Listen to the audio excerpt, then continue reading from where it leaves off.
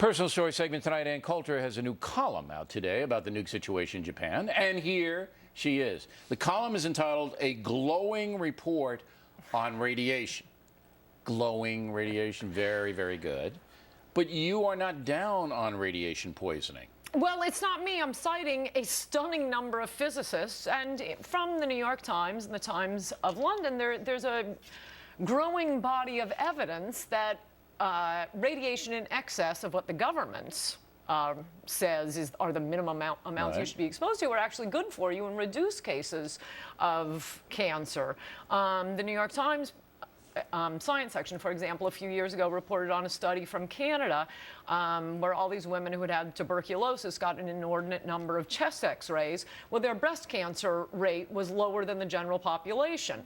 There were apartments put up in Taiwan in 1993 that accidentally contained an inordinate amount of cobalt-60, a radioactive substance. After 16 years, 10,000 occupants of these buildings being hit with 5 times what the government says is the minimum amount you should be hit with.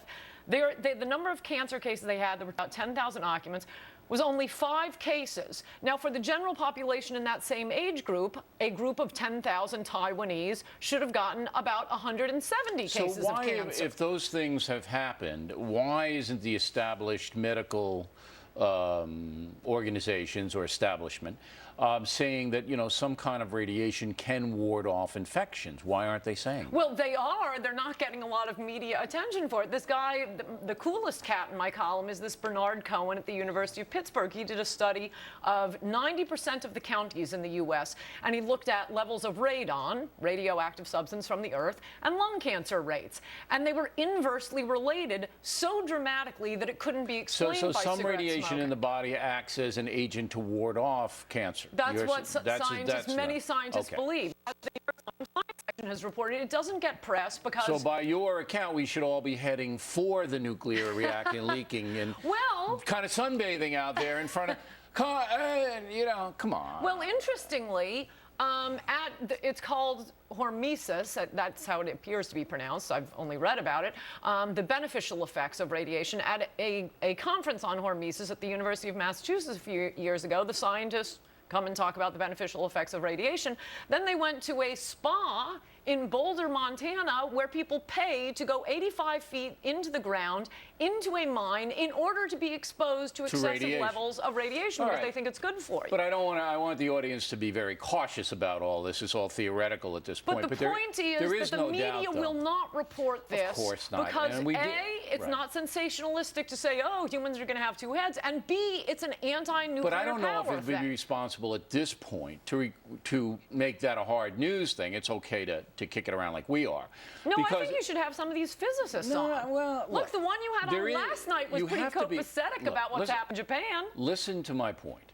You have to be responsible in a sense that the prevailing wisdom is there is a level of radiation that's going to hurt you and perhaps kill you. All you have to do is look at what happened here in New York City on 9/11. The people exposed just to the debris coming from the collapsed towers are having a myriad of health problems, all right? Health problems all day long.